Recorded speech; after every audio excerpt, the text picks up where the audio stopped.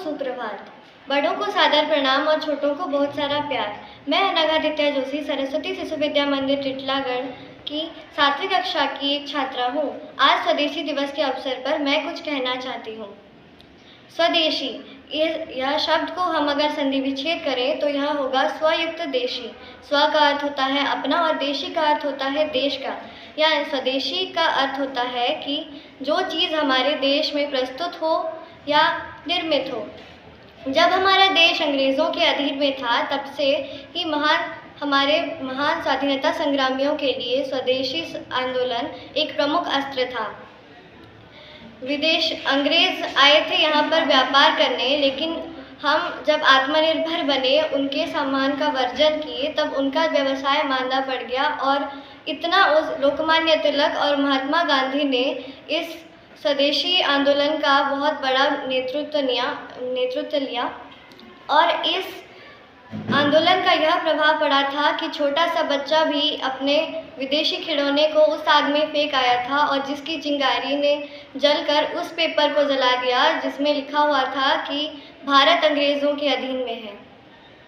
हमारा भारत पूरे विश्व में अपने संस्कृति, परंपरा और पर्व पर्वाणियों के लिए प्रसिद्ध है और दिवाली हमारी एक प्रमुख पर्व है।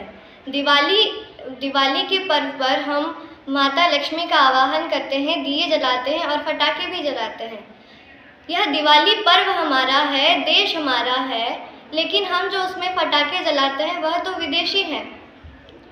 हमारा और एक पर्व है राखी यानी रक्षाबंधन। भाई के हाथ में जो बहन राखी बांधती है वो होता है विदेशी और भाई जो देता है बहन को उपहार वो होता है विदेशी। देश हमारा है, पर्व हमारा है, दिवाली राखी हमारी है, लेकिन हम उसमें जो व्यवहार कर रहे हैं वो राखी, वो पटाखे, वह तो विदेशी हुए ना। इससे हमारे देश के पर्व का क्या महत्व रहा, क्या सम्मान रहा? इससे हमारे देश के पर्वों का असम्मान हुआ, अपमान हुआ। हमारा देश ज्ञान विज्ञान के क्षेत्र में इतनी उन्नति कर चुका है कि उसे विश्व में जगत गुरु की आख्या मिली है। और क्या यह शोभा पाती है कि हमारा देश अपने ही देश का अभाव पूर्ण करने के लिए दूसरे देशों पर निर्भर करे?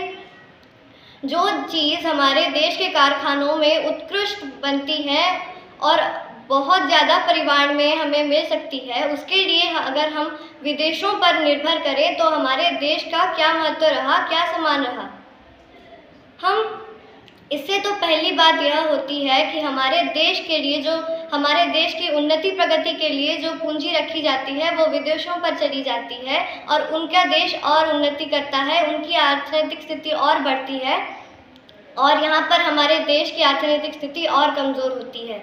हमारे देश की प्रगति उन्नति नहीं हो पाती है और हम तो विदेशों के समान व्यवहार किए तो हमारे देश में जो परिमाण में बने थे, हमारे देश के कारखानों में जो सामान बने थे वह तो नष्ट हुए ना, और वह नष्ट हुए तो बिक्री तो नहीं हो पाई, तो आगे सामान बनाने के लिए तो पैसे नहीं रहे और तभी कारखाने बंद हुए और कारखाना में जो काम कर रहे थे वो व्यक्ति वे तो बेरोजगार हुए। बेरोजगार अपना और अपने परिवार का पेट पालने के लिए चोरी जैसे घृण्य अपराध कर बैठा है, जिसके कारण हमारा समाज हमारे लिए असुरक्षित है। तो हमारा यह जो समाज इतना असुरक्षित है उसके लिए उत्तरदायी कौन है? हम हैं। हमारा देश ज्ञान विज्ञान के क्षेत्र में इतनी उन्नति कर बैठा है। आज पहले हमारा देश अपने सैटेलाइट यानी उपग्रहों को प्रेरित करने के लिए दूसरे देशों पर निर्भरशील था, जो कि आज हमारे देश को दूसरे देश दे रहे हैं। हम पहले हमारे देश की दवाओं पर निर्भर ना करके विदेशी दवाओं को हमारे स्वास्थ्य को अच्छा रखने का एक ही माध्यम समझते थे, लेकिन अब कोरोना के काल में पता चल रहा है कि हमारे देश के काढ़े तो उनसे कहीं गुना गुणकारी हैं। तो हमारे देश में जो बनी हुई वैक्सीनें थी वह पूरे विश्व में माने गए हैं और बहुत परिमाण में उसने कोरोना का प्रभाव भी कम किया है। हम जब भी कोई चीज़ खरीदते हैं तो हम पहले उसका मूल्य और उसका एक्सपायरी डेट यानी कब वह चीज़ और इस्तेमाल करने को योग्य नहीं होगा वह देखते हैं। किंतु आज से हमें यह भी आदत डालनी होगी कि हम यह देखें कि वह मेड इन इंडिया लिखा हुआ है, जिसका मतलब है कि हमारे देश में बना हुआ है या विदेशों पर बनाए हुए वो सामान है।